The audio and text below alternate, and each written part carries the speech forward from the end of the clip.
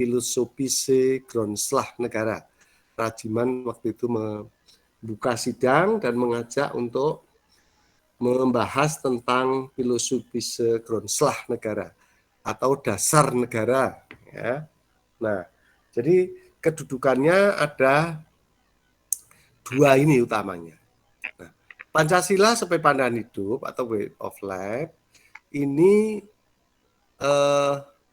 sudah ada, sudah eksis jauh sebelum negara Indonesia ini lahir. Ya. Jadi jauh sebelum negara Indonesia ini lahir, sebelum Indonesia ini merdeka, Pancasila itu nilai-nilainya sudah dijadikan pandangan hidup bangsa Indonesia. Ya.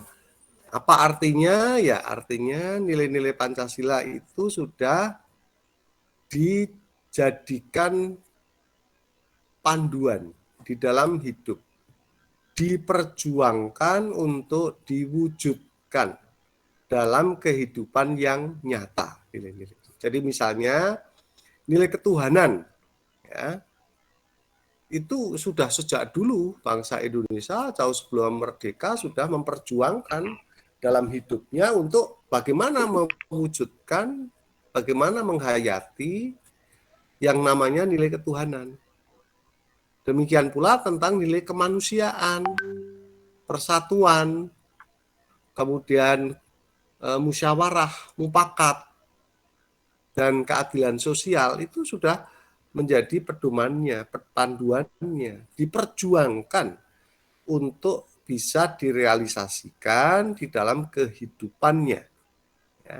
Jadi itu jauh sebelum Indonesia merdeka. Dan ini sekaligus menjawab bahwa kalau begitu kelahiran Pancasila sebagai pandangan hidup itu apa jauh sebelum Indonesia merdeka? Iya, betul. Ya. Kenapa begitu? Karena memang Pancasila ini kan nilai sebagai pandangan hidup itu, ya. Sebagai pandangan hidup itu Pancasila adalah nilai. Jadi nilai-nilai yang sifatnya itu adalah abstrak, tapi diyakini baik benar, sehingga menimbulkan tekad untuk diwujudkan, karena diyakini baik benar. Abstrak, nah, oleh karena itu Pancasila pandangan hidup ini menjelma menjadi prinsip-prinsip hidup yang tadi diperjuangkan untuk direalisasikan, diwujudkan dalam kehidupan nyata bangsa Indonesia. Nah, oleh karenanya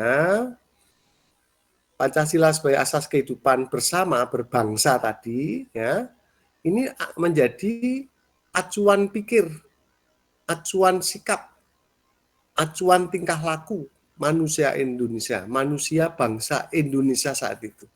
Sekalipun negara ini belum ada, kan gitu. Jadi itu sudah diperjuangkan. Nah kalau di dalam buku Pancasila tulisan saya dan kawan-kawan itu kami paparkan di dalam bab 2. Di sana Pancasila dalam perspektif sejarah perjuangan bangsa. Ya. Dalam perspektif Pancasila dalam sejarah perjuangan bangsa. Nah, di situ dapat ditemukan bahwa nilai-nilai Pancasila itu sudah terpelihara, hidup, ya, diperjuangkan sejak dulu. Itu. Kemudian berarti di situ artinya Pancasila itu sudah dijadikan ideologi bangsa Indonesia, ya. Karena kan ideologi itu kan kalau pengertian singkatnya apa sih? Kan terdiri dari dua kata, ideo dan logos. Logos ilmu, ideo ide-ide. Jadi ilmu tentang ide-ide. Ide-ide apa? Ide-ide tentang kehidupan bersama. Ya, jadi ide-ide tentang kehidupan bersama. Lah Pancasila itu intinya tadi prinsip-prinsip ide-ide tentang kehidupan bersama. Itu akan baik kalau berpegang kepada 5 nilai dasar tadi, yaitu ketuhanan, kemanusiaan, persatuan, kerakyatan, musyawarah, dan keadilan sosial. Ya. Nah, Oleh karenanya berarti Pancasila itu nilai-nilainya itu ya bermakna material. Jadi untuk mengatakan Pancasila sebagai pandangan hidup, dijadikan pandangan hidup atau tidak, sudah atau belum, itu tidak dilihat dari adanya suatu peresmian. Tetapi sejauh mana nilai-nilai itu memang secara real sudah dimanfaatkan. Oleh karena itu maknanya adalah terkait dengan pandangan hidup itu lebih kait makna material, jadi barangnya, ya makna barangnya, materinya. Materinya sudah ada belum? Oh ada, oh berarti sudah dijadikan.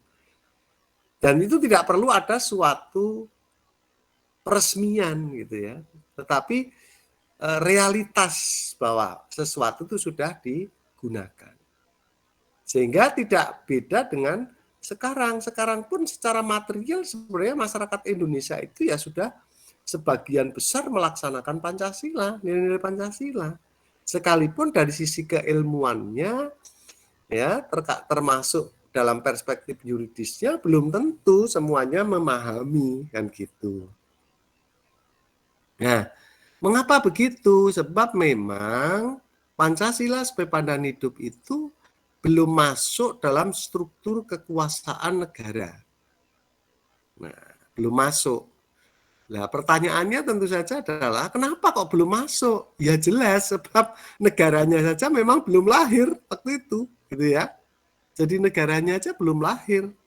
Tapi Pancasila di zaman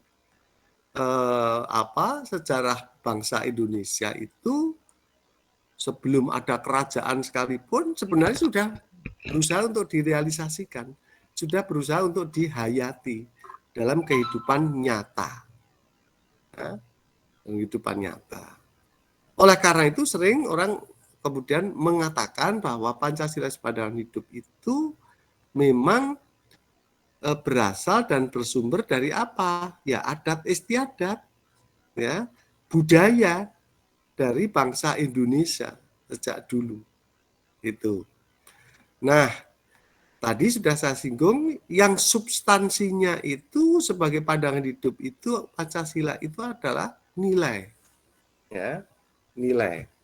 Saya kira Bapak Ibu, saudara-saudara semua sebagai alumni PPKN atau yang menekuni mata pelajaran PPKN pasti paham itu nilai itu apa, ya.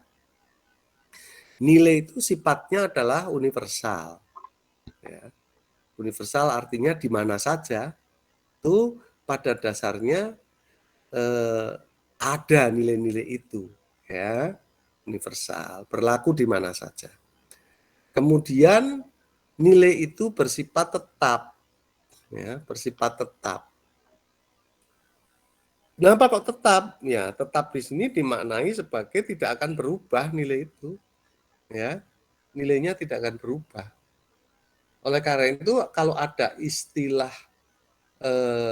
pergeseran nilai itu dalam artian bukan nilainya itu yang berkurang ya, tetapi orientasi hidup orang itu beralih ke nilai yang lain. Jadi pergeseran di situ artinya beralih, meninggalkan, gitu ya. Jadi misalnya sekarang terjadi pergeseran nilai dalam kehidupan, sehingga sebagian besar sudah kelihatannya ada yang kurang memaknai secara mendalam dalam hidupnya itu tentang ketuhanan. Karena orang apa? Terlalu materialistik, hedonistik kan gitu. Jadi dia menganggap bahwa nilai ketuhanan tidak terlalu penting gitu.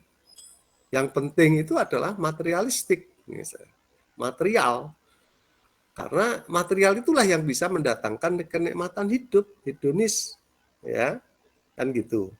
Nah, lalu nilai yang bersifat universal, bersifat tetap tadi, itu abstrak. Nah, justru abstraknya itulah yang menjadikan tetap, ya.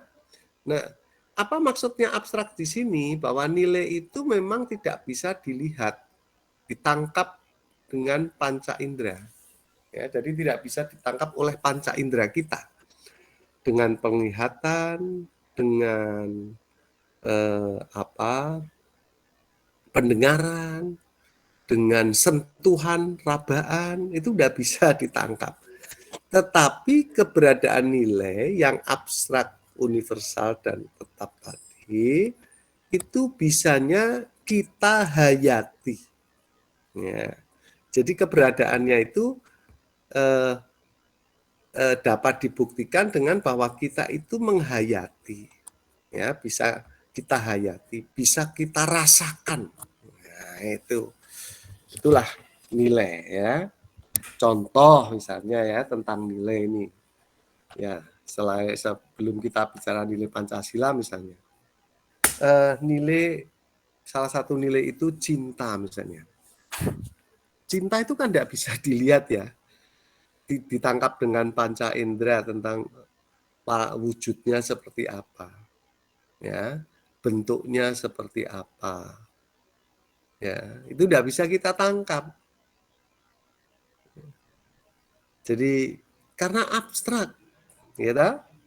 Tapi ternyata manusia itu dalam hidupnya, ya, baik anak kecil, baik muda sampai tua, baik di Indonesia maupun di Amerika, di Afrika, ya, universalitas kan, itu ternyata sangat membutuhkan dan sangat dipengaruhi dalam kehidupannya itu terkait dengan nilai cinta tadi. Sehingga orang sangat memperjuangkan untuk mendapatkan nilai itu, untuk mewujudkan nilai itu. Ya, itu cinta. Di sana dilambangkan sebagai gambar hati misalnya. Itu hanya simbolisasi. Apakah cinta itu betul seperti itu? Enggak. Ya. Nah, simbolisasi itu kenapa hati? Karena memang tidak bisa dilihat, tidak disimbolkan dengan mata, atau tidak bisa diraba, maka tidak bisa disimbolkan dengan tangan. Tapi dengan hati hanya bisa dirasakan, ya, bisa dihayati tentang kehadirannya. Sehingga saudara-saudara itu kan bisa merasakan kapan saudara itu sebenarnya sedang jatuh cinta. Kapan sebenarnya ada orang yang kelihatannya menaruh cinta pada Anda. Anda pasti akan bisa merasakan itu, gitu ya. Bisa merasakan. Dari mana Anda bisa merasakan, menunjukkan bahwa itu datang cinta itu. Ada cinta itu ya. Dari fenomena-fenomena yang muncul. Misalnya, fenomenanya orang ini kok penuh perhatian. Beda dengan yang lain, beda dari biasanya. Oh, berarti dia itu mulai menaruh cinta. Gitu. Ya. Tuh. Kemudian contoh lain misalnya, nilai adil. Adil itu seperti apa? Ya tidak bisa dilihat. Karena abstrak sebagai nilai. Tetapi Anda bisa merasakan tatkala Anda diperlakukan tidak adil. Ya, pasti akan protes, akan memberontak. Ya. Demikian pula tatkala Anda memperlakukan orang tidak adil. Sebenarnya dalam pikiran dan rasa Anda tahu bahwa sebenarnya ini saya nggak adil, tapi ya apa boleh buat, bagaimana ya? Karena saya memang tidak bisa adil dengan dia karena kalau yang dengan ini ada cinta, kalau yang dengan itu tidak. Nah, disitulah menjadi sikap Anda menjadi tidak adil. Itu bisa dirasakan sebenarnya kan, kan gitu. Jadi itulah nilai ya. Nah, demikian pula ketuhanan misalnya. Ketuhanan itu nilai. Oleh karena itu Anda bisa merasakan bahwa ini kok jauh dari nilai ketuhanan ya. Suasananya atau kegiatannya atau perbuatannya. Itu Anda bisa merasakan. Anda bisa menghayati itu, tetapi tidak bisa melihat gitu loh. Nah itu karena memang nilai itu sifatnya abstrak. Nah sekali lagi Pancasila sebagai pandangan hidup itu substansinya, intinya itu adalah nilai. Karena nilai abstrak tapi diyakini betul baik, maka di dalam pelaksanaannya nanti itu menjadi sangat subjektif, ya, menjadi sangat subjektif. Apa artinya subjektif? Ya artinya tergantung pada subjek. Hal-hal yang melingkupi subjek ini kan berbeda. Oleh karena itu pelaksanaan, perwujudan nilai yang sama oleh subjek yang berbeda, maka akan bisa menjadi berbeda. Sekalipun nilainya sama tadi. Nah, contoh tadi misalnya, cinta tadi. Ya, ungkapan cinta itu antara orang yang satu dengan orang yang lain berbeda, sangat subjektif. Ya. Untuk orang yang mungkin dalam hatinya, dalam pemikirannya itu termasuk kelompok yang materialis gitu ya, materialistik gitu ya. Maka ungkapan cinta itu ya dianggap bahwa ada cinta, dia cinta itu ya kalau secara material itu dia memenuhi, dia memberi. Ya. Nah, misalnya ada ungkapan, ada seorang ibu mengatakan begini, "Lah, saya enggak urusan. Suami saya itu mau gini begitu, mau pergi kemana enggak pulang-pulang. Yang penting pokoknya dia mencukupi apa yang menjadi kebutuhan saya. Gajinya diberikan saya semua." Nah, ini kayak termasuk orang yang materialistik, ya. Barangkali orang-orang yang saat masih kekurangan ya akan mengatakan begitu. Tapi suatu saat bagi orang yang sudah cukup berkecukupan secara materi, pasti dia akan menuntut cinta itu tidak sekedar semua gajinya diberikan, semua penghasilannya diberikan, tapi ada hal lain gitu. Misalnya apa? Menyangkut masalah perhatian, menyangkut masalah perlakuan, ya. Jadi di situ ya. Nah, berbeda lagi misalnya juga cinta itu subjektif. Jadi antara suami yang satu dengan suami yang lain dalam mencintai istrinya itu ungkapannya beda-beda. Ya. Nah, itu sejak awal memang sudah harus jadi pertimbangan ya bagi kita mencari pasangan.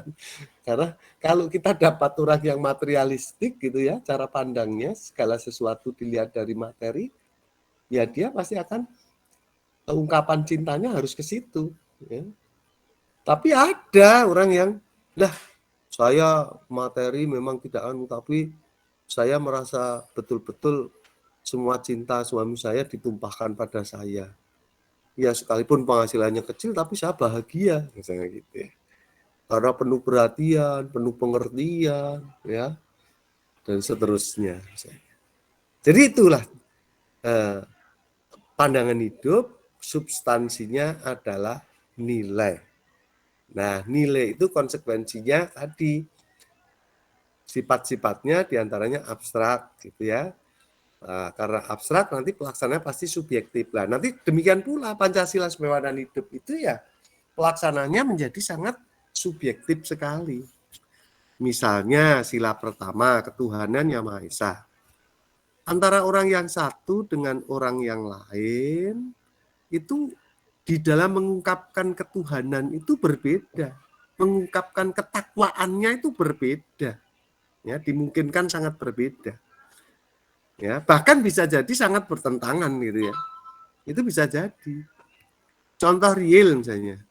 Sama-sama bangsa Indonesia ini mengungkapkan nilai ketakwaan terhadap Tuhan, nilai ketuhanannya. Tapi ada yang memilih Islam, ada yang memilih Katolik, ada yang memilih Hindu. Kan beda-beda jadi nanti dalam implementasinya. Ya, misalnya sembahyangnya aja ada beda. Tempat beribadatnya yang utama sudah beda, ya. Tetapi mereka semua meyakini itu sebagai ungkapan ketakwaan terhadap Tuhan yang Maha Esa. Ya. Jadi subjektif sekali. Bahkan orang Islam saja antara yang NU, Muhammadiyah, Salafi itu beda-beda juga di dalam pelaksanaannya, ya. Yang orang Islam itu yang menonjol misalnya apa coba? Perbedaan itu sama-sama takwa. Ya. Saat sholat biasanya kalau orang-orang yang alirannya NU itu kan biasanya pasti dibaca dengan keras bismillahnya. Tapi yang tidak NU tidak biasanya. Waktu baca Al-Fatihah langsung Alhamdulillah. Karena bismillahnya sebenarnya dibaca tapi dibaca pelan, ya. Dibatin saja gitu, tidak dibaca secara keras. Lalu pada rakaat kedua lagi sudah tidak lagi dibaca bismillah, tapi yang tetap masih dibaca lagi gitu. Jadi ajarannya agak berbeda, ya. Memang menonjol lagi misalnya kalau yang Muhammadiyah itu enggak ada subuh itu membaca kunut, tapi kalau dari aliran yang NU itu menyarankan ya harus membaca kunut gitu. Ya, misalnya seperti itu. Terkait dengan mendoakan keluarganya sudah meninggal. Orang-orang Muhammadiyah tidak ada selamatan begitu. Ya, tapi orang NU ada. Ya, misalnya terhadap keluarga yang sudah meninggal itu ada selamatan 3 hari, 7 hari, 40 hari, 100 hari gitu ya. Lalu ada mendak 1, artinya peringatan 1 tahun ya, mendak 2, lalu mendak ketiga yang diberi istilah kalau orang Jawa biasanya ngentek. Ya, ngentek. Nah, itu. Jadi itu beda-beda, padahal semua sebenarnya ingin mengungkapkan, menghayati dari nilai yang sama, ya. Nah, itu. Jadi itulah nilai, karena sifatnya yang abstrak, maka pelaksanaannya menjadi subjektif dalam artian nilai yang sama diungkapkan oleh subjek yang berbeda, maka pelaksananya sangat dimungkinkan menjadi berbeda. Nah, kalau itu dikaji lagi, kenapa kok bisa begitu, Pak? Ya, setiap subjek kan punya hal-hal yang melingkupi yang berbeda, ya. Nah, yang melingkupi itu apa saja? Keyakinannya, budayanya, kepentingannya, kemampuan ekonominya, pendidikannya. Jadi banyak sekali lah, itulah yang akan memberi warna yang berbeda. Gitu ya. Nah, oke, sampai di sini apakah saudara-saudara cukup jelas ya? Nanti sebelum saya ke Pancasila kedudukan yang kedua yaitu sebagai dasar negara. Atau mungkin ada pertanyaan. Halo, halo. Halo. Iya, Pak. Iya, Pak. Iya, Pak. Jelas? Bisa dipahami? Jelas, Pak. Jelas, Pak. Jelas, Pak. Jelas ya? Iya, Bisa Pak. dipahami Iya, Pak. ya? Bisa dipahami, Pak. Oke, kalau sudah, kalau memang belum ada yang bertanya, saya ingin jelaskan langsung ke kedudukan yang kedua. Lah, kedudukan kedua itu adalah Pancasila sebagai filosofi segronslah negara atau dasar filsafat negara atau yang lazim disebut sebagai dasar negara. Nah, Pancasila sebagai dasar negara, kalau sebagai pandangan hidup tadi itu adalah asas kehidupan bersama berbangsa, ini adalah asas kehidupan bernegara. Ya. Asas kehidupan negara dan bernegara. Kan gitu. Jadi sudah beda. Ya, asas kehidupan negara dan bernegara. Ya, atau kalau istilah-istilah Notonegoro itu adalah asas kerohanian negara. Dia menjadi jiwa dalam bernegara, roh dalam bernegara. Kan gitu. Nah, perwujudan konkret Pancasila sebagai asas kehidupan negara dan bernegara, asas kerohanian negara, itu Pancasila dijadikan apa? Sebagai sumber segala sumber hukum negara. Jadi Pancasila itu dijadikan sumber dari segala sumber hukum negara.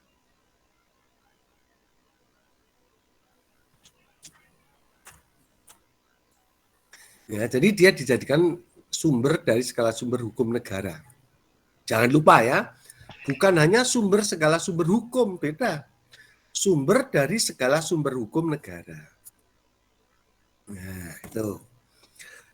Itu artinya dalam perspektif ideologi, Pancasila itu sudah dijadikan ide-ide dalam bernegara. Nah, jadi dari sini sudah jelas berbeda sekali. Kalau di pandang hidup itu Pancasila itu bermakna material, diakui keberadaannya itu adalah karena barangnya dilakukan, prinsip-prinsipnya digunakan. Tapi kalau sebagai ideologi negara, sebagai sumber segala sumber hukum negara, sebagai dasar negara, Pancasila itu bermakna, berarti itu ya ada sisi formalitasnya. Ya. Kapan peresmiannya itu jelas ada. Nah, sebagai dasar negara kapan? Ya, pertanyaannya adalah yang dimaksud Pancasila itu yang mana? Nah, tatkala disebutkan ketuhanan Maha Esa, kemanusiaan adil dan beradab, nah, dan seterusnya, lalu ditanyakan, itu terdapat di mana? Oh, terdapat di pembukaan. Nah, kalau terdapat di pembukaan, ya berarti menjadi dasar negara itu, ya, data dan faktanya adalah ya sejak ditetapkan pembukaan itu. Nah, kan gitu. Jadi data dan faktanya begitu, itu nggak bisa diingkari, itu akademis itu. Ya, jadi data dan faktanya ya sejak 18 Agustus 45. Jadi bermakna formal ini, ya, bermakna formal.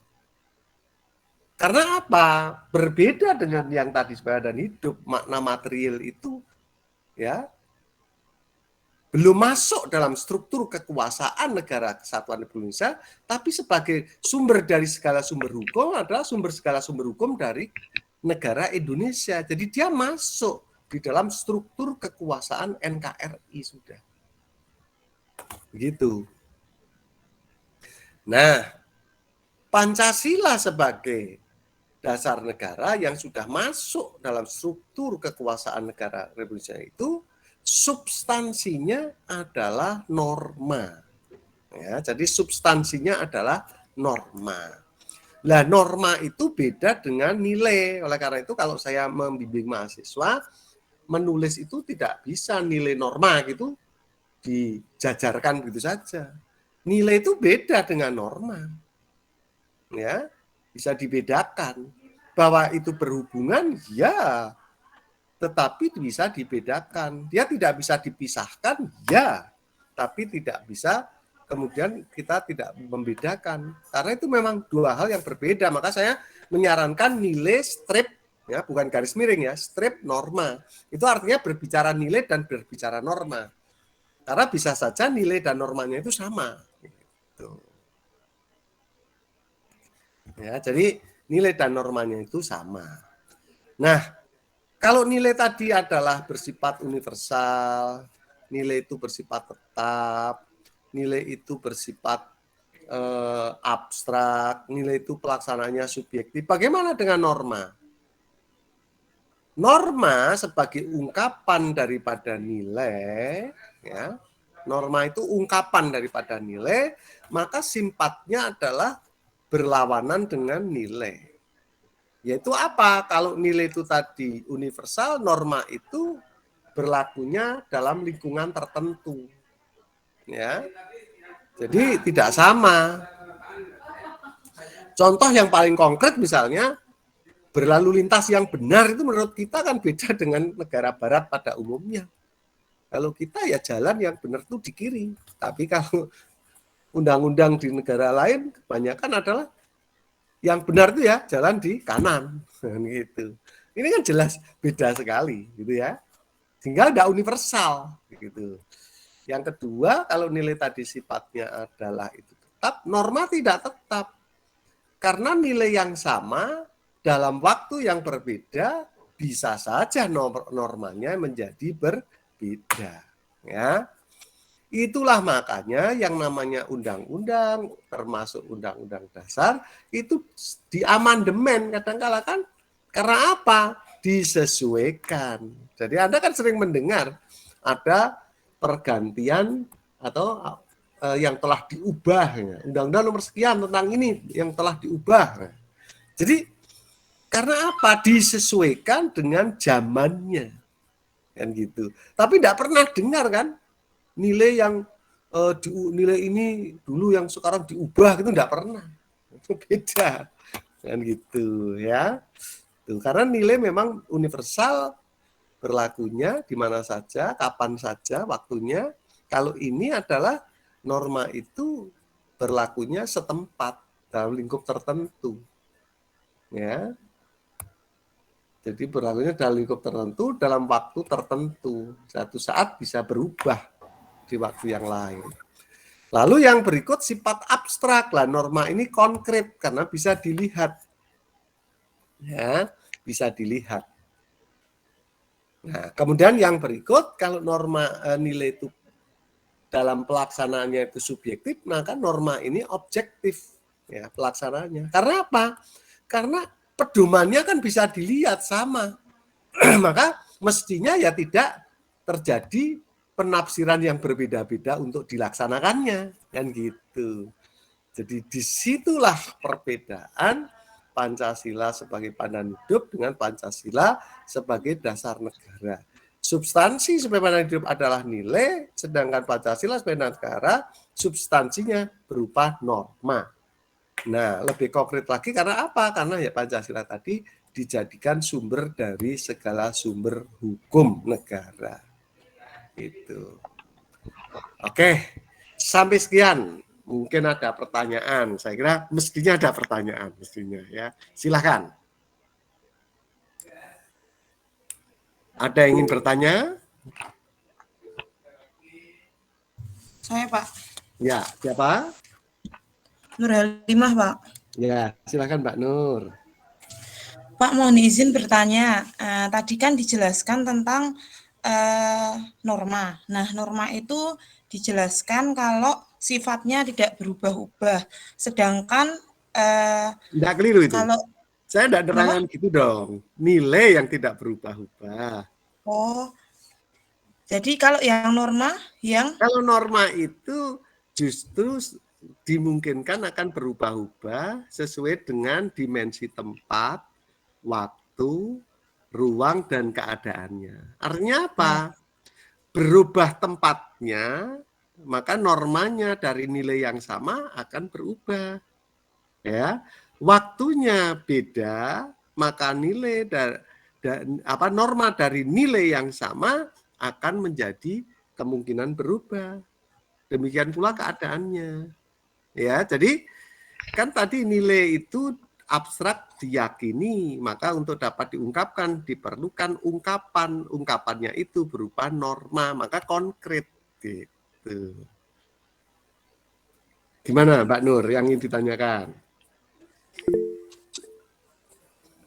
sebenarnya tadi ya cukup jelas sih, Pak. Cuman kan saya mau izin bertanya, kalau di pelajaran kelas 7 SMP itu di semester 1 kan kita juga mempelajari norma.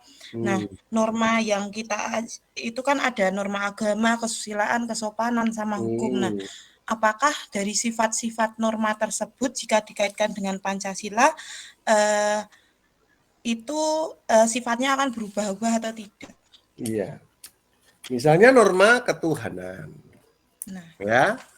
Misalnya lebih spesifik nilai ketuhanan, maaf ya. Lebih spesifik misalnya takwa terhadap Tuhan. Ya. Itu bersifat universal. Ya. Nah, untuk dapat diungkapkan, dilaksanakan, maka diungkapkan dalam bentuk norma, perwujudan nyata itu akan berubah kemungkinannya.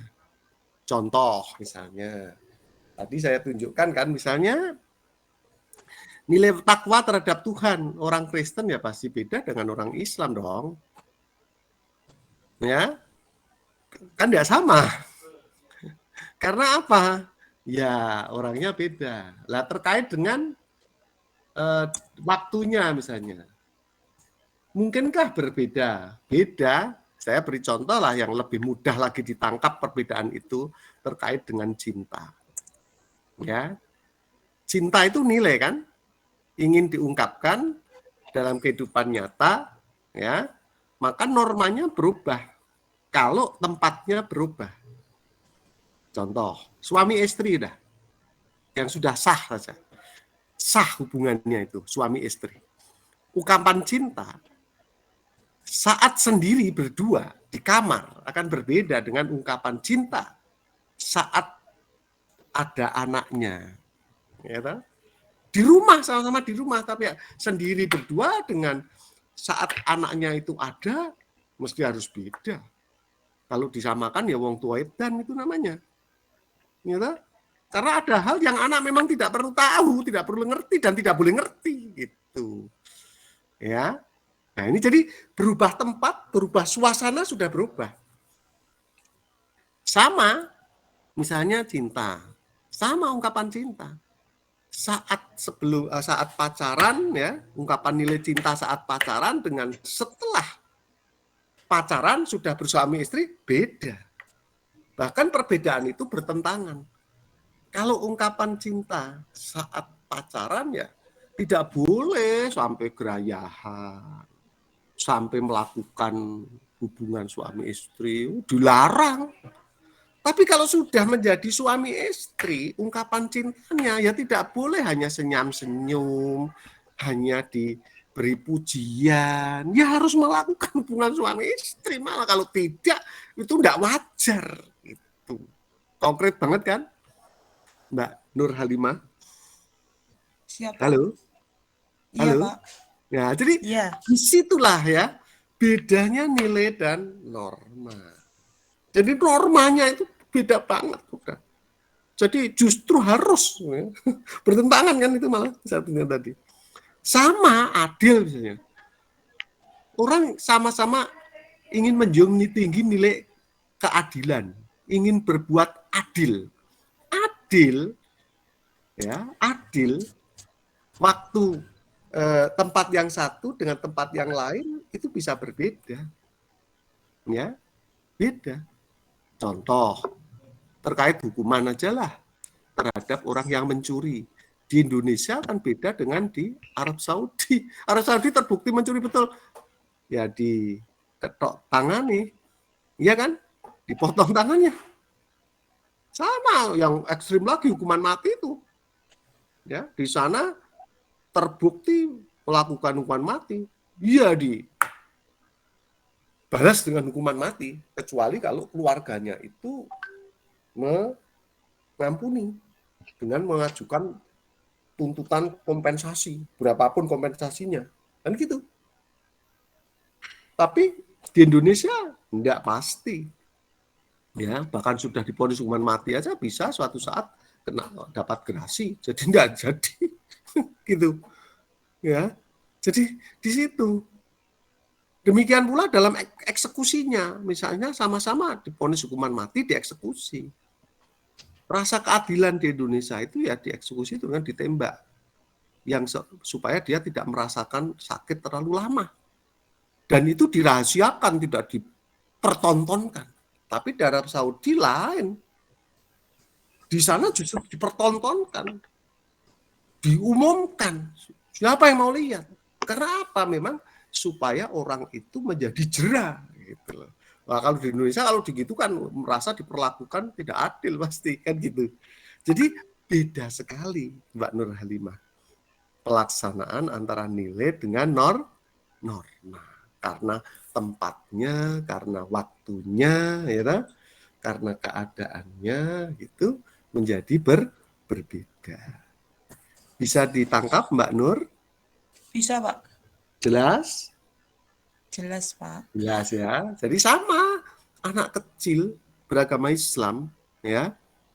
Oh dia Islami, dia menunjukkan agamis, menjunjung tinggi nilai agama berarti kan. Kalau dia setiap memulai sudah dengan memulai kegiatan dengan mengucapkan Bismillahirrohmanirrohim, itu sudah Islami banget, sudah agamis banget, menjunjung tinggi nilai agama. Tapi kalau orang tua, apalagi pejabat, wong pinter gitu, kok menghayati keislamannya, keagamaannya, religiositasnya hanya sebatas bismillah, tapi nerak-nerak, enggak karu-karuan tindakannya, ya enggak pas. Karena perbedaan usia akan menjadi implementasinya juga berbeda. Jadi hal konkret ini justru dibatasi tadi dimensi ruang, dimensi tempat, dimensi waktu, dimensi keadaan tadi. Gitu. Paham? Halo. Siap Pak, paham. Yang lain paham? Iya, Pak. Nah, oleh karena itu kalau di PPKN mestinya jangan sampai mencampur adukkan antara nilai dan norma itu tadi. Nilai itu memang beda dengan norma. Sekalipun memang tidak bisa dipisahkan. Sebab ungkapan dari nilai dikonkretkan itu ya ungkapannya norma, yang gitu. Oke? Ada lagi yang ingin bertanya? Saya, Pak. Pak, mohon maaf, boleh bertanya, Pak? Oh, boleh. Mau Pak Nopi nih. Ya, Ya, silahkan Pak Nopi. ya, terima kasih atas kesempatan yang diberikan kepada saya, Pak.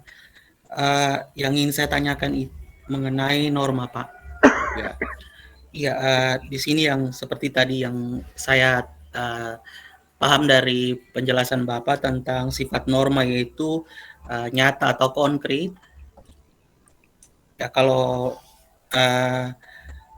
berbeda dengan nilai yang abstrak, ya. Jadi yang ingin saya tanyakan di sini itu kenapa sifat norma yang sudah memiliki sifat yang nyata atau yang konkret ini masih saja bisa terjadi salah penafsiran yang bisa menyebabkan salah penerapan.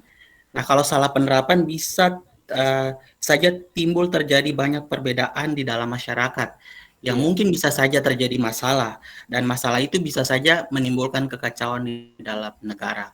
Jadi apa yang menyebabkan faktor-faktor penyebab yang membuat norma bisa salah penafsiran dan seterusnya, Pak? Padahal sifatnya sendiri itu sudah nyata dan konkret. Iya. Ya, baik. itu Pak pertanyaan saya. Terima kasih. Jadi begini, norma itu biasanya kan norma yang kita pahami itu kan ada macam-macam ya. Ada ya, benar, norma Pak. Agama, ada norma apa? Norma agama, norma hukum, norma sosial, ya. Ya. Saya acu aja coba yang paling konkret, mudah, ekstrim untuk memberikan contoh dari pertanyaan Bapak, misalnya norma hukum. Iya, Pak, seperti nomor hukum. Norma hukum itu pasti diupayakan untuk bisa dipahami oleh siapapun. Diupayakan seperti itu. Ya. Jadi karena apa? Hukum itu kan harus jelas, harus tegas. Ya, jelas, tegas. Jelas itu artinya apa ya? Apa yang dimaksud, ada orang yang dikendaki, aturan itu semua orang mestinya ngerti. Nah, gitu kan? Tegas.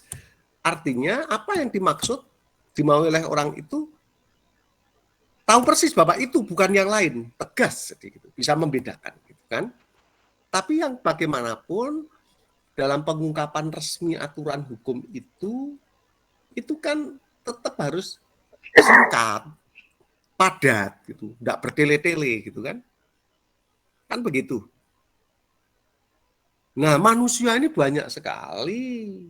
Oleh karena itu terhadap kata saja, kalimat itu bisa memaknainya berbeda-beda. Itu fakta kan, bahwa manusia itu dengan latar belakangnya itu lalu punya subjektivitas di dalam melihat sesuatu.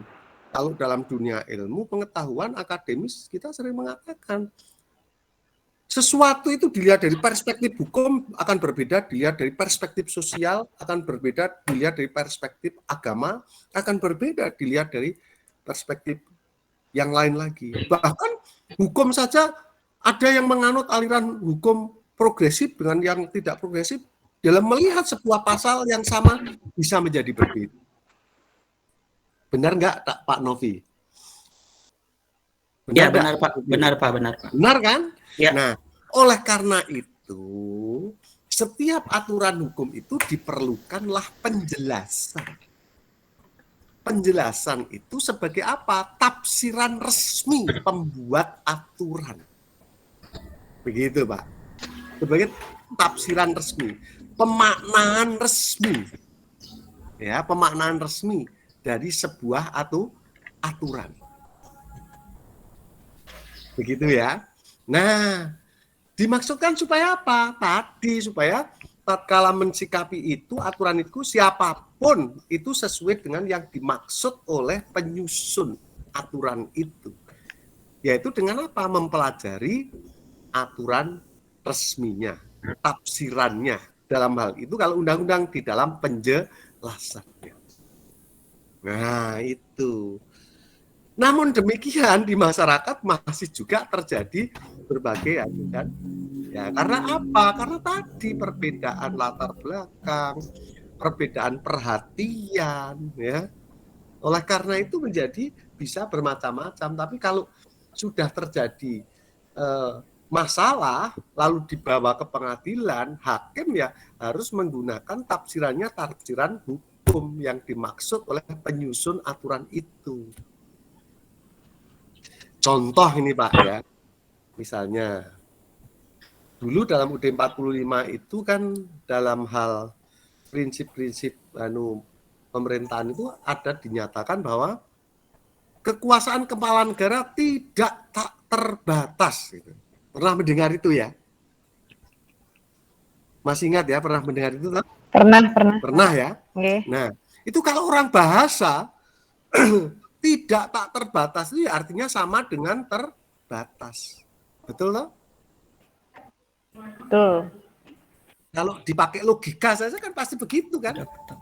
Ya, tidak tak terbatas. Tak terbatas itu artinya tidak ada batasnya, tapi di situ dikatakan tidak, berarti tidak ada batasnya, berarti ada batasnya. Berarti sama dengan terbatas. Betul ya? Dari bahasa ini logika bahasa. Maka orang bahasa menafsirkan begitu. Padahal pembentuk undang-undang dasar, pemberi penjelasan dalam hal ini dulu adalah Mr. Supomo, gitu ya. Itu maksudnya tidak tak terbatas itu bukan terbatas, tetapi maksudnya bahwa kekuasaan kepala negara itu realitasnya itu sangat luas sekali. Luas sekali. Kenapa enggak? Kok luas sekali? Iya, sebab kepala negara itu punya kekuasaan terbesar di bidang eksekutif.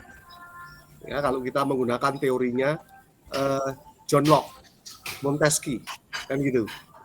Tapi juga punya kekuasaan di bidang yudikatif. Tapi juga punya kekuasaan di bidang legislatif. Oleh karena itu luas sekali. Nah, gitu. Namun demikian tetap ada batasnya. Nah, kan gitu. Nah, batasnya apa? Ya hal-hal yang secara tegas menjadi ditentukanlah Undang-Undang Dasar itu menjadi kewenangan lembaga-lembaga yang lain. Itu berarti bukan kewenangan kepala negara. Nah, gitu lah. Jadi seperti itu misalnya. Nah, batasnya apa misalnya? Nah, dulu dimaknai yaitu kekuasaan bahwa DPR itu kalau memandang presiden itu melakukan kesalahan, maka bisa menyampaikan kepada MPR untuk dimakzulkan. Bahasa sekarang bisa dituntut di dalam sidang istimewa MPR untuk dinyatakan berhenti sebelum habis masa jabatannya. Kan begitu. Itu penafsiran. Jadi pemaknaan itu beda. Itulah maka diperlukan penafsiran. Oleh karena itu tidak bisa sembarang orang itu kemudian membuat tafsiran-tafsiran sendiri. Lah yang rame diperbincangkan itu biasanya terkait dengan masalah penafsirannya tadi. Tidak mengacu ke yang resmi, tetapi dengan cara pandangnya masing-masing yang mempunyai minat, mempunyai latar belakang pendidikan, punya latar belakang keyakinan, punya latar belakang politik, punya kepentingan yang berbeda-beda. Tentu saja inginnya kan seperti yang orang-orang ini miliki, kan begitu. Jadi disitulah makanya kemudian bisa terjadi berbeda-beda.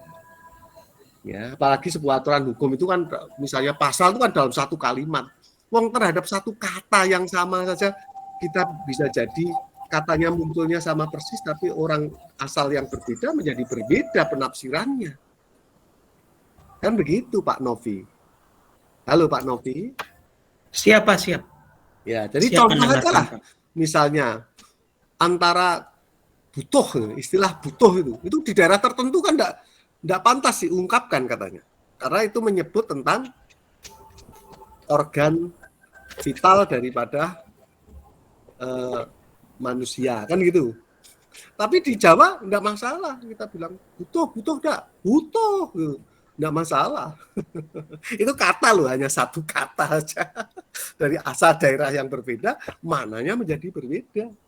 Apalagi sebuah kalimat ketentuan yang merupakan yang dibuat oleh lembaga tertentu dengan maksud tertentu lah. Maksud tertentu inilah yang perlu ditafsirkan, dimaknai di dalam penjelasan undang-undang itu. Begitu Pak Novi, cukup jelas? Siap Pak, sangat jelas Pak. Terima kasih Sangat Pak. jelas ya. Oke. Ya. Ada lagi?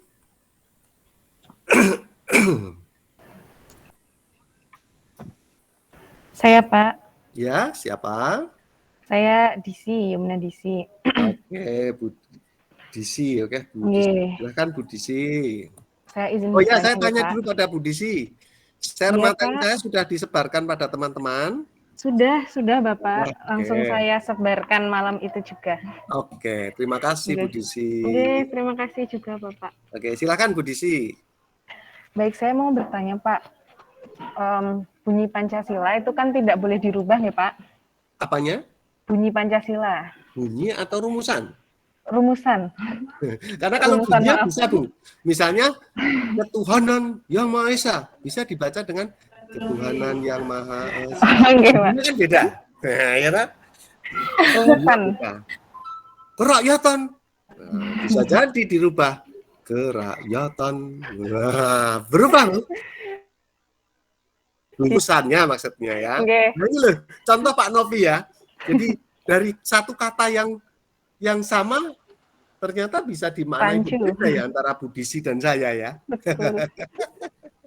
Ya, oke, silakan. Kan rumusan Pancasila itu tidak bisa diubah nih Pak. Ya. Tapi dikatakan fleksibel. Fleksibel di sini itu yang dimaksud adalah nilai-nilai di dalamnya itu bisa berkembang seiring perkembangan zaman. Nah, saya di sini mau bertanya Bapak, maksud dari perkembangan nilai-nilai Pancasila ini yang mengikuti perkembangan zaman berikut contohnya.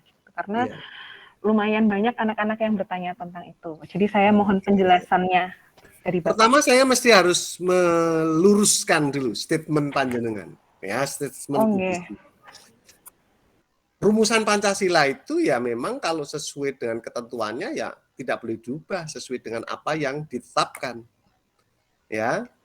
Tapi kalau kemudian tetapi fleksibel bisa menyesuaikan dengan perkembangan zaman. Kalau rumusannya ya tetap tidak bisa menyesuaikan. Nilainya normatif ya, rumusannya tidak bisa menyesuaikan. Yang bisa menyesuaikan itu adalah pelaksanaannya ya. Pelaksanaannya, implementasinya, konkretisasinya, realisasinya, itu yang fleksibel. Ya. Itu Bu. Kalau rumusannya tidak Bu, tetap ketuhanan yang Maha Esa itu sila pertama. Jadi tidak bisa kemudian karena perkembangan zaman dirubah dengan ketuhanan atau periketuhanan, tidak boleh. Itu kan gitu dah. Nah, jadi saya ingin meluruskan dulu itu. Jadi kalau rumusannya sesuai dengan ketentuan ya tidak boleh diubah. Sebab berubahnya rumusan akan berubah itu tadi. Kan gitu. Tetapi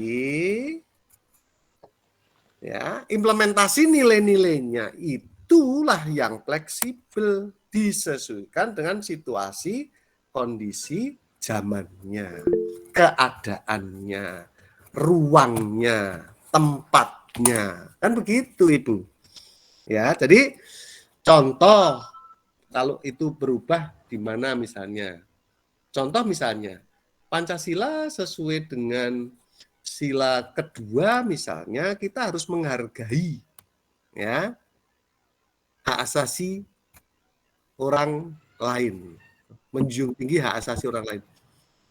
Tentang kesepakatan menjunjung tinggi hak asasi itu kan hak asasi sendiri aturannya kan berkembang, Bu. Berbeda dulu dengan berbeda sekarang dan mungkin akan berbeda ke depan. Kan gitu.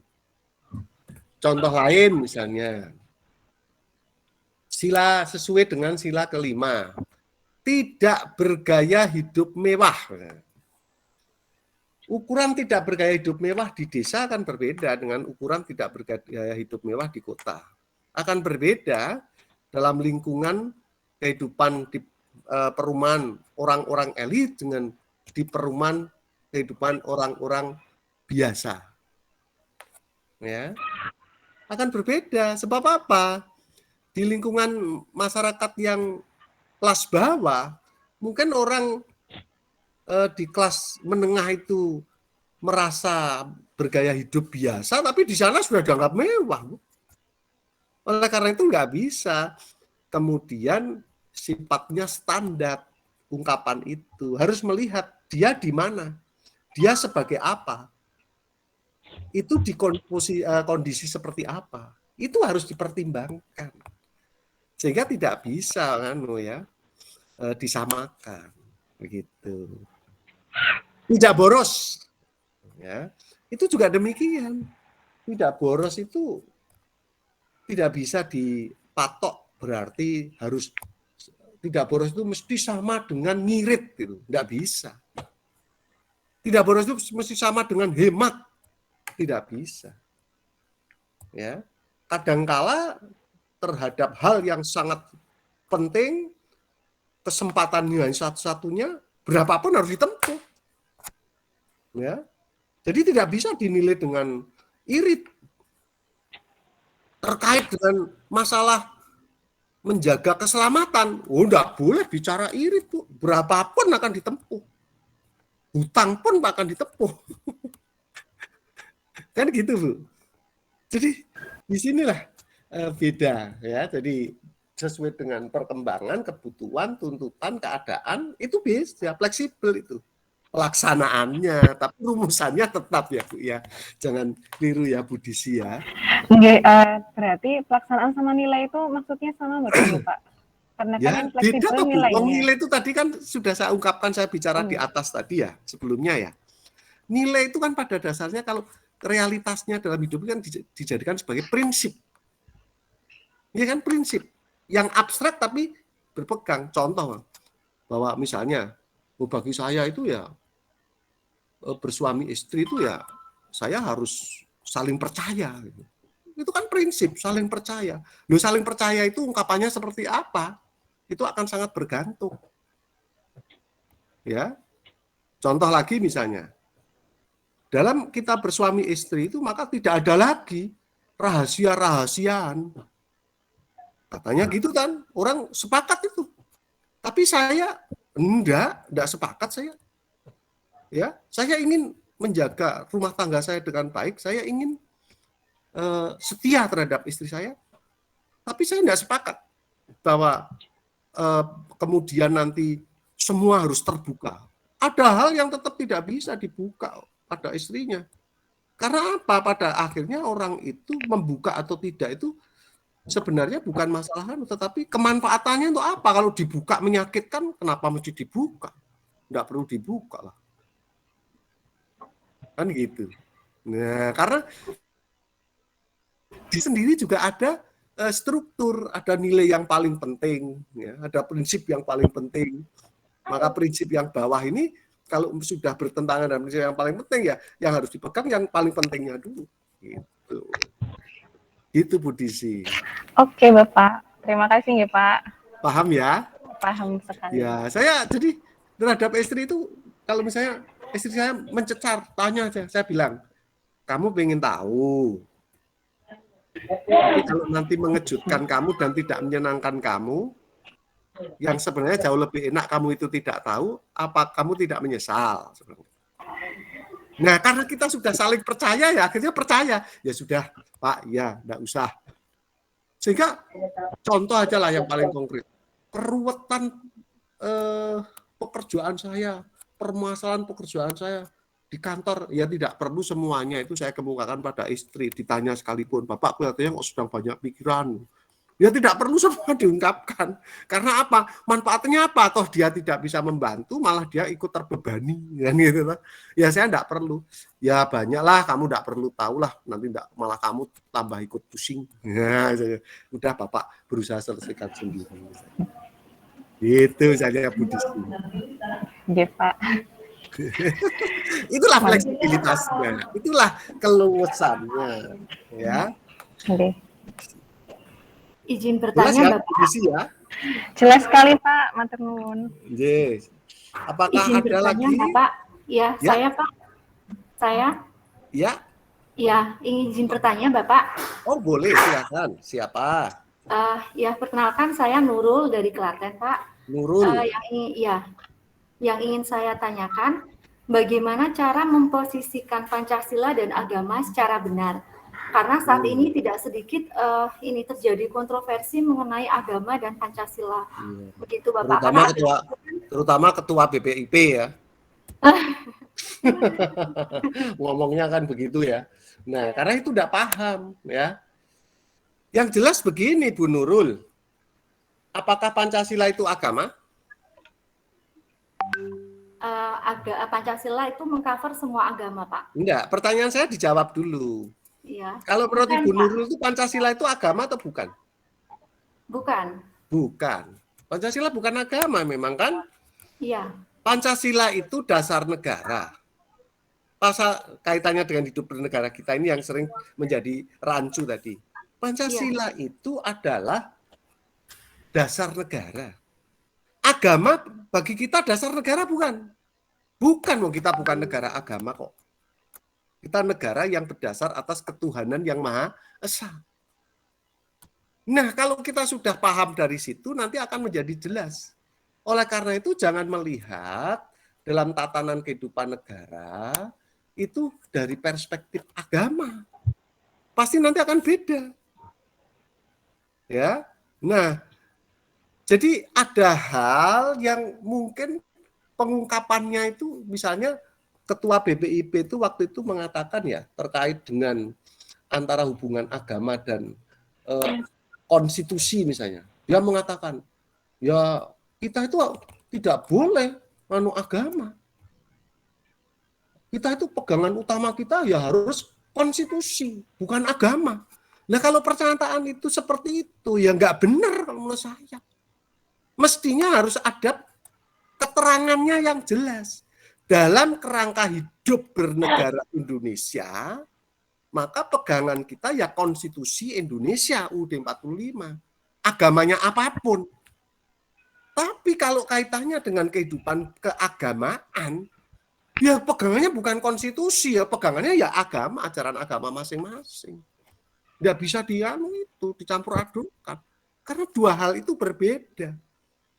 Agama itu pegangan untuk umat beragama yang meyakininya, sedangkan Pancasila sebagai dasar negara itu pegangan bagi warga negara Indonesia beragama apapun yang menjadi warga negara Indonesia. Jelas kan, Bu? Iya, Pak. Paham. Jelas ya? Ya. Oleh karena itu dalam memposisikan harus jelas juga nanti tatkala kita sudah paham itu. Kalau kita tidak paham itu repot. Ya. Kehidupan agama kok disorot dari perspektif undang-undang dasar. Ya nanti agama kan macam-macam, beda-beda. Gitu. Oleh karena itu di dalam UUD 45 sendiri kan tidak diatur secara spesifik. Ya. Tetapi di dalam pasal 29 ayat 2 tegas itu. Beragama menurut keyakinannya masing-masing. Ya toh, Bu? Tegas kan? Ya. Jadi itulah makanya dulu waktu BPUPK itu mensepakati rancangan hukum dasar kita itu rancangan dasar negaranya itu dengan kata ketuhanan, dengan kewajiban menjalankan keyakinan. Itu kan kemudian dikoreksi akhirnya dengan ketuhanan Maha Esa. Karena apa? Memang kalau itu bunyinya dipertahankan, seolah-olah memang Indonesia ini hanya negaranya orang Islam. Padahal warga negara Indonesia itu ada yang Islam, ada yang Hindu, Buddha, Katolik, Kristen, Konghucu, kan gitu. Jadi di situ bahwa kehidupan nilai-nilai keagamaan yang universal, ya, nilai-nilai keagamaan yang universal itu berkontribusi dan menjadi berpengaruh terhadap kehidupan kenegaraan kita harus, karena kita sudah mengklaim menyatakan sebagai negara yang berdasar atas ketuhanan yang Maha Esa. Tapi nilai-nilai agama yang sifatnya universal, bukan nilai agama apa, kan begitu. Nah, kemudian logika berikut, kalau kemudian mayoritas yang kok diakui itu adalah nilai-nilai yang berasal dari Islam, itu bagaimana, Pak? Ya itu logis, karena jangan lupa hukum itu kan produk politik. Mayoritas warga negara Indonesia beragama Islam, otomatis aspirasi politiknya pasti juga akan cukup mendominasi, kan gitu. Itu logika itu, ya. Jadi logis. Tapi yang terkait mengancam keperpecahan pasti tidak akan diambil. Itu akhirnya berlaku untuk misalnya Islam saja. Misalnya undang-undang perkawinan. Yang dominan kita kan undang-undang itu ya dari agama Islam. Karena memang mayoritas warga negaranya Islam. Nah, untuk menghindari agar tidak terjadi konflik, maka lalu dipisahkan.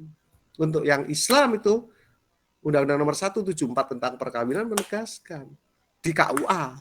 Sedangkan yang non-Islam di catatan sipil. Kan begitu. Jelas Bu Nurul?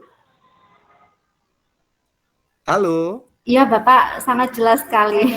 Ya, jadi terima kasih disitulah Pak. ya. Sebenarnya lebih enak lagi kalau kita bisa ketemu ya, tatap muka. Karena kalau gini saya kan tidak bisa lihat wajah Ibu ini. Yang saya lihat kan tayangan saya. Sehingga bosan ya. Nah itu.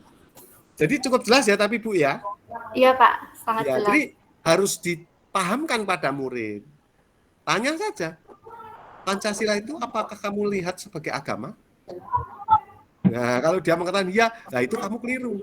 Nah, agama itu bagi Indonesia apakah dasar negara? Lalu dia jawab bukan. Nah, itu tepat karena agama itu memang menjadi panduan bagi umatnya. Sedangkan Pancasila bagi panduan bagi warga negara Indonesia. Warga negara Indonesia tidak semuanya seagama.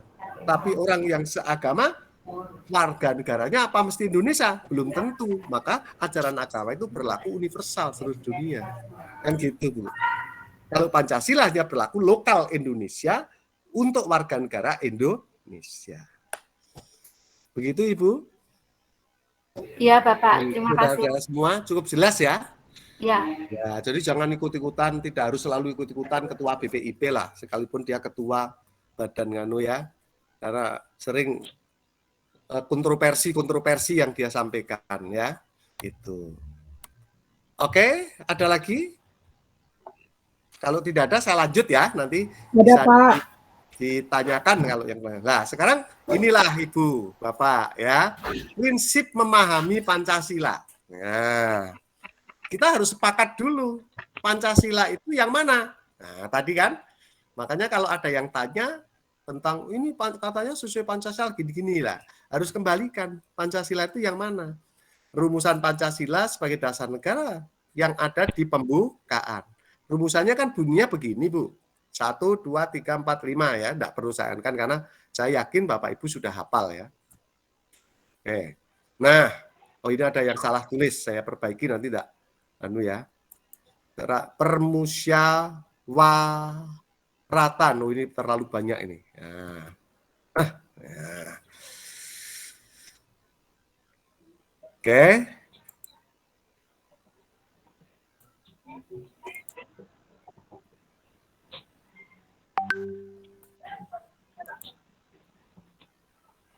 Ini nggak mau hilang sebenarnya. Oke ya. Jadi Pancasila yang dimaksud adalah sebagai dasar negara ada rumusannya di dalam pembukaan yang bunyinya seperti ini. Nah, itulah yang ditetapkan oleh PPKI, ya, diresmikan oleh PPKI. Nah, Pancasila ini harus dipahami sebagai satu kesatuan yang bulat utuh dari kelima silanya.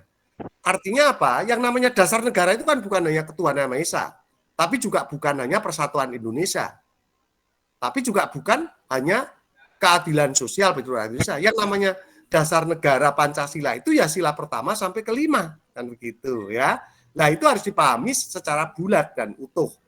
Artinya jangan dimaknai secara sepotong-sepotong, secara spasial, tetapi harus dimaknai sebagai satu kesatuan yang bulat dan utuh. Apa maksudnya satu kesatuan bulat yang utuh? Nah, ini di sini. Masing-masing sila tidak bisa dipahami, diberi arti terpisah dari sila yang lainnya. Ini di dalam filsafat Pancasila sudah diajarkan ya, bahwa sila yang satu itu memberi makna sila yang lain, ya, dan sila yang lain memberi makna sila yang lain juga, begitu ya. Jadi saling, istilahnya dalam bahasa filsafat itu saling memberi dan menerima, saling meliputi dan diliputi, serta saling meliputi dan diliputi. Jadi misalnya begini konkretnya, memaknai kemanusiaan yang adil dan beradab itu tidak bisa lepas dari pemaknaan ketuhanan yang Maha Esa. Oleh karena itu, kemanusiaan yang adil dan beradab, cara pandang Indonesia akan berbeda. Ya, ada perbedaan dengan cara pandang kemanusiaan yang adil dan beradab bangsa liberal, orang yang berpegang liberal. Akan berbeda dengan orang komunis gitu. Ya. Nah, karena apa? Beradab ini dimaknai oleh nilai ketuhanan.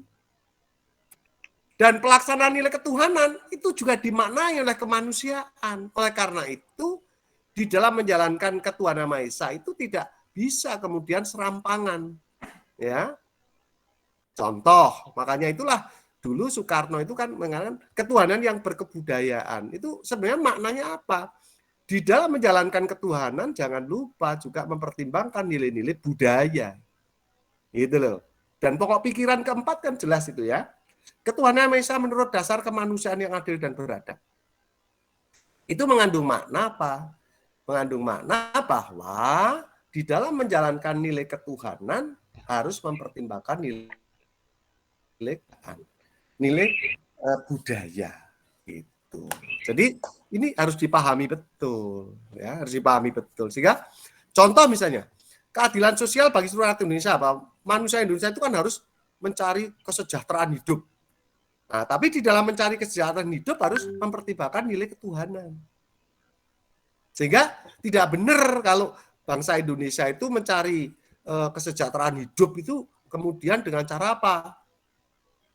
Babi ngepet misalnya, ya, sampai pesugihan. Nah, itu jelas tidak benar karena itu bertentangan dengan ajaran ketuhanan, ya. Padahal kalau secara ekonomi itu kan mengajarkan bahwa harus berprinsip yang efisien efektif, ya, yang untung sebesar-besarnya. Nah, kalau akan untung sebesarnya mencari kehidupan yang nyaman yang itu ya bisa jadi akan sangat bertentangan dengan hukum, bertentangan dengan kemanusiaan, bertentangan dengan ketuhanan. Misalnya apa? Tadi, ya, kalau yang paling efektif itu kan ngingu tuyul gitu kan, surat nyambut gawe tapi pendapatan datar terus kan gitu Bu, Pak ya. Tapi itu jelas tidak boleh karena apa? Bertentangan dengan ketuhanan. Ajaran agama apapun kan mengajarkan bahwa kalau mau kaya ya kayalah dengan kerja keras, rezeki dari Tuhan kan gitu. Bertentangan dengan kemanusiaan, ngingu tuyul karena tuyul itu kan nyolongi nggon wong liya, kan gitu ya. Jadi kan jelas bertentangan itu. Nah, itu akan menjadi masalah dengan persatuan Indonesia kalau orangnya itu tahu, pasti merasa diambili begitu dengan bantuan makhluk halus, pasti dia akan marah, terjadilah perpecahan kan gitu. Nah, dan seterusnya. Jadi tidak bisa dipahami secara sepotong-sepotong, ya. Tetapi memahaminya harus dalam memberi arti setiap sila itu harusnya adalah memperhatikan pemaknaan dari sila yang lainnya. Itulah yang dimaknai secara pemaknaan itu secara bulat dan utuh dari kelima sila-silanya. Oke, sampai sekian. Ada pertanyaan sebelum akan saya ganti yang kita share. Ya. Ada pertanyaan? Ada Bapak, saya mau bertanya Bapak. Ya, silakan. Siapa? Saya Romana Tiwe Bapak. Tiwe, Bu Tiwe. Iya, iya Bapak. Ya, Bu Romana Tiwe. Ya, silakan Bu Romana. Bapak, saya mau bertanya, ini menyangkut dengan Pancasila, makna-makna dari Pancasila. Ya, silakan pada Bu pengamalan Romana. sila Bapak. Ya, pada pengamalan sila Bapak. Pengamalan sila kedua dan kelima itu dia punya maknanya itu kan hampir sama dan beberapa Ya, jadi sama-sama contoh. mencantumkan kata adil tapi maknanya Adil, apakah beda ya. gitu. Iya, iya Bapak. Kemudian ada beberapa contoh yang saya sempat search di Google, itu ada bahasanya menghargai, itu juga terjadi pada pengamalan sila kelima. Sila kedua pun begitu, menghargai orang lain. Sila kelima juga menghargai orang lain. Ya. Kemudian, mengapa pada sila yang kedua, kemanusiaan yang adil dan beradab itu persamaan di depan hukum. Semua manusia sama di depan hukum. Ya. Nah, sila kelima, di situ juga keadilan sosial bagi seluruh rakyat Indonesia. Terus kenapa di situ tidak mencantumkan keadilan di depan hukum? Maksudnya Ya. keadilan pada sila kelima ini keadilan yang seperti apa begitu, Pak? Gitu ya. Jadi beda ya. Ya. Ya, karena konteksnya beda, Bu. Ya, karena konteksnya beda, ya. Sila kedua dan sila pertama itu konteksnya beda. Gitu ya. Satu. Yang kedua, kenapa kok kemudian menjadi kebingungan gitu? Ya, memang sekarang itu yang mudah kita cari di Google ya. Tanya Mbah Google ya. Tapi Mbah Google itu kan juga yang mengisi itu siapa itu kan contoh saja seperti misalnya apa itu? Wah, maaf ini ada. Maaf Pak, saya sedang mengajar Pak Edi. Saya sedang mengajar, mohon maaf. Gigi. Ini sedang daring saya. Mohon maaf, Gigi. Oh, nganu Pak Bagio yang masuk. Gigi. Lah, tadi beliaunya sanggup itu saya. Mohon maaf ya, ini saya sedang ngajar karena sedang Assalamualaikum. Di PPG. Ya, mohon maaf ya, ada yang tanya. Baik, Mbah Google itu misalnya ya, kita yang paling mudah tanya di situ. Tapi kan itu jawaban itu tidak standar. Dan kalau kita dulu membaca latar belakang kenapa P4 itu lahir, ya, kemudian memunculkan pedoman sederhana tentang sila-sila Pancasila sebagai pandangan hidup menjadi 36 butir, turun. Itu kan sebenarnya dimaksudkan di situ karena supaya apa? Pedoman itu tidak ditafsirkan masing-masing seenak sendiri gitu. Sebab apa? Tidak semua orang punya kemampuan dan tingkat pemahaman yang sama. Nah, oleh karena itu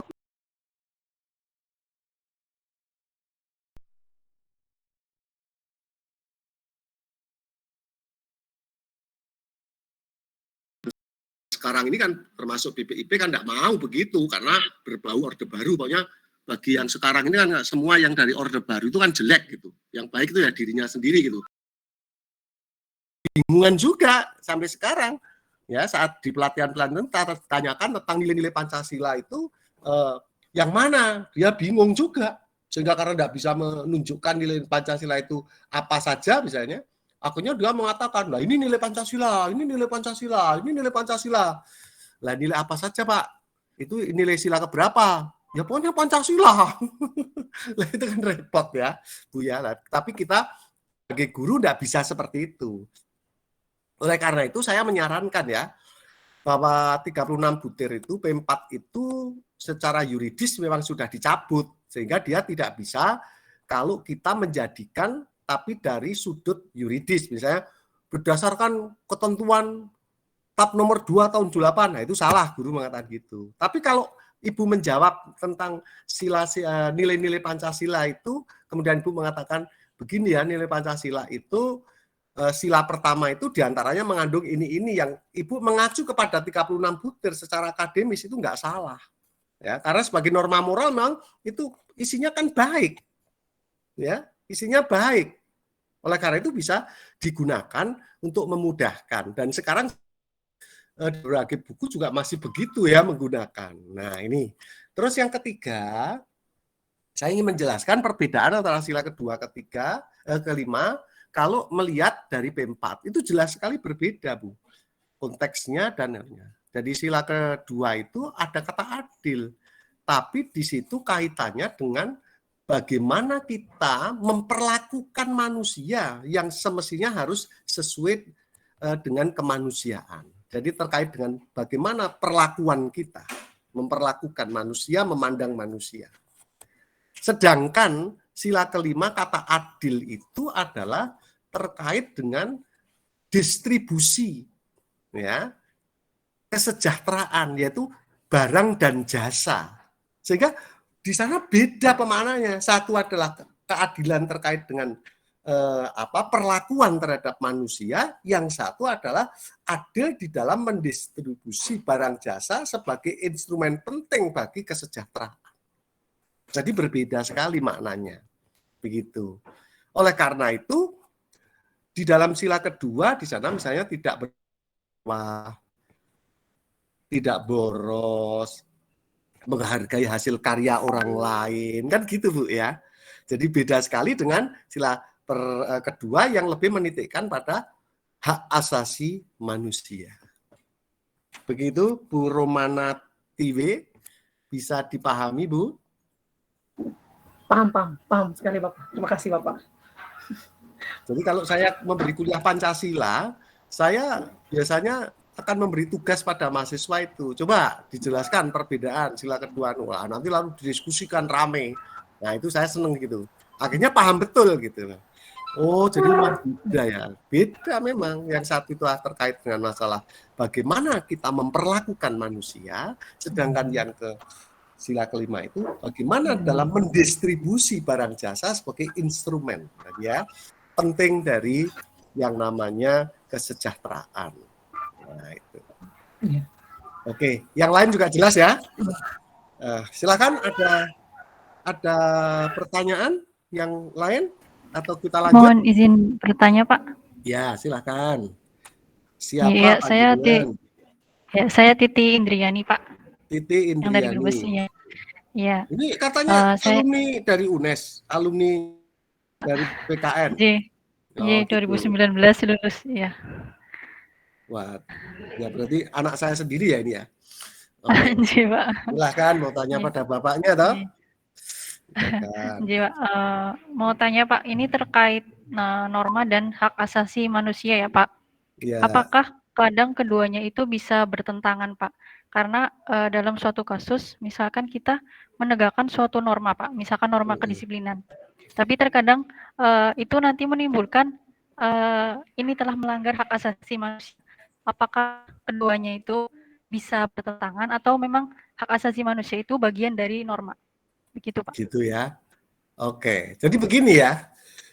Antara penegakan norma dengan hak asasi manusia itu akankah bertentangan? Sesungguhnya tidak.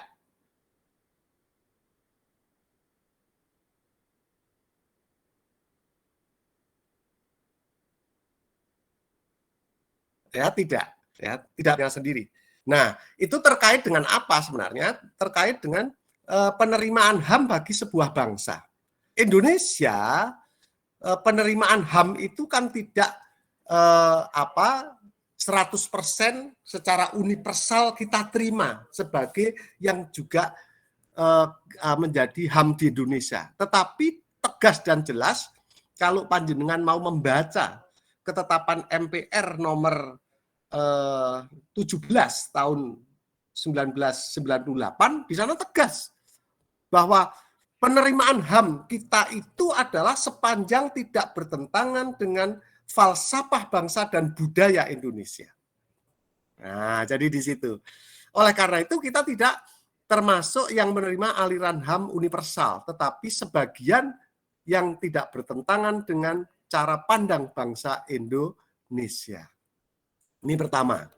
Ya, jadi memang tidak lah, padahal ajaran HAM yang berkembang itu kan HAM yang berpandangan liberal. Ya, dari kaum liberal itu. Oleh karena itu, wong kita pandangannya Pancasila itu memang berbeda dengan liberalis kok. Kalau liberal itu kan menjunjung tinggi hak asasi hak individu sebesar-besarnya secara mutlak. Kalau kita tidak. Kita menempatkan bahwa penghargaan terhadap individu itu harus selaras dan seimbang dengan penghargaan kelompok sosial. Sehingga tidak bisa hak individu itu pokoknya dimenangkan andai kata itu bertentangan dengan hak sosial. Nah itu. Jadi dari cara pandang awalnya sudah berbeda. Oleh karena itu tidak bisa kita menerima HAM itu, karenanya di dalam undang-undang kita tegas, kita itu akan meratifikasi instrumen-instrumen HAM yang berkembang di dunia itu, dan yang diratifikasi yang tidak bertentangan dengan nilai-nilai dan falsafah asli kita, Pancasila. Nah, jadi begitu, Bu Titi. Ya, jadi apakah tadi kalau kasusnya terus, apakah kedisiplinan itu bertentangan dengan HAM? Tidak. Tapi perwujudan kedisiplinan itu kan memang bisa beraneka macam sebagai nilai. Iya kan? Harus disesuaikan dengan situasi, kondisinya, ya, dimensi ruang, tempat, waktu, dan keadaannya. Tempatnya Indonesia, ya tentu saja harus memperhatikan ukuran kepatutan Indonesia yang berbeda ukuran kepatutannya dengan di Amerika, di Inggris, kan gitu, di Arab misalnya. Itulah makanya tadi saya memberikan contoh, Bu, ya. Apakah hukuman mati itu melanggar HAM? Sebagian besar Amerika sekarang berkembang begitu, bangsa Barat itu dianggap melanggar HAM. Tapi kita sesuai dengan keyakinan agama kita tidak. Agama kita mengajarkan boleh kok. Tapi di dalam pelaksanaannya, di dalam penentuannya untuk dinyatakan dia dihukum mati, itulah yang harus betul-betul mempertimbangkan HAM. Gitu loh. Sehingga tidak sembarangan. Karena itu tidak mungkin dikoreksi lagi kalau sudah dieksekusi, kan gitu. Nah, terus rasa keadilannya.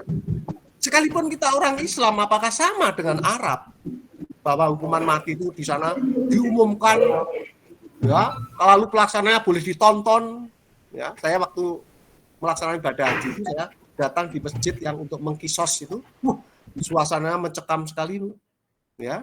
Saya kebetulan bersama Pak Tijan itu satu angkatan, satu nganu. Wah, itu suasananya mencekam, dan kebetulan waktu itu di sana itu menjelang maghrib sampai setelah maghrib, lalu sampai di tempat. Kebetulan bis yang saya tumpang itu parkirnya di tempat yang biasanya katanya persis untuk mengkisos itu, memenggal kepala itu. Kita sekalipun orang Islam kan kita tidak bisa menerima rasa bahwa itulah yang baik, itulah yang adil untuk pelaku kejahatan yang dihukum mati. Tapi kita eksekusinya dengan ditembak, Bu. Bukan digantung, gitu ya. Bukan dikisos. Dikisos itu diumumkan, ditonton orang banyak, si penganu suruh dikukluk gitu, lalu dipencos dial kepalanya, gelinding gitu, Bu.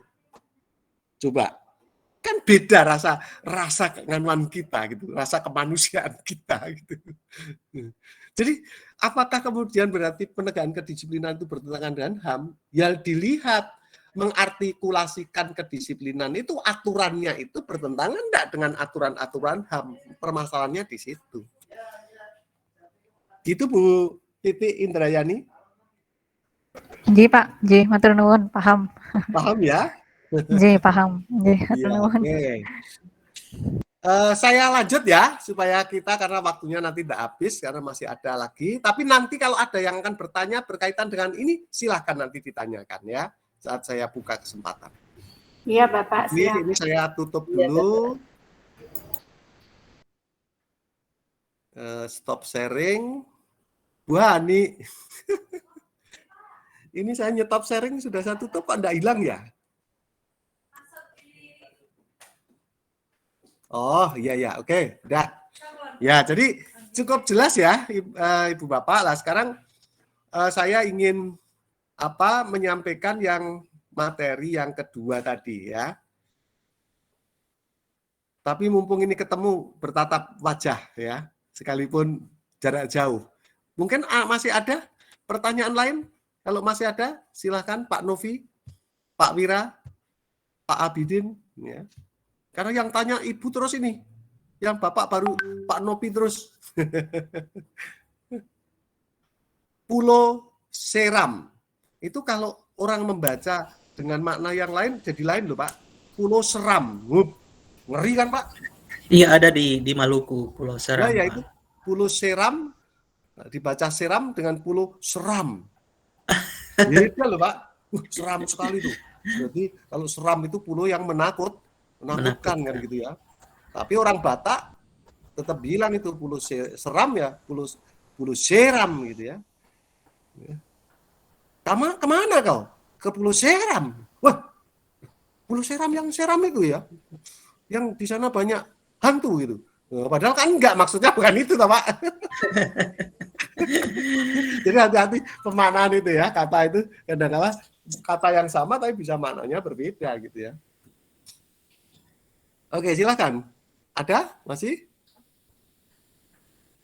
Pak Wira? Untuk sementara belum dulu Pak. Untuk sementara belum, mungkin nanti. Saya share ya yang kedua. Ya. Oke. Apakah sudah bisa dilihat Bapak Ibu? Sudah, Pak. Sudah, Pak. Baik. Sudah. Ya, jadi kita bicara kedudukan Pancasila dan implementasinya di era digital ya. Nah, ini kan anak didik kita itu, murid-murid kita itu kan ya termasuk generasi muda. Jadi nanti saya singgung tentang generasi muda itu. Nah, jadi ini ya, tema kita itu adalah implementasi Pancasila di era digital. Nilai Pancasila kini sedikit demi sedikit mulai tergerus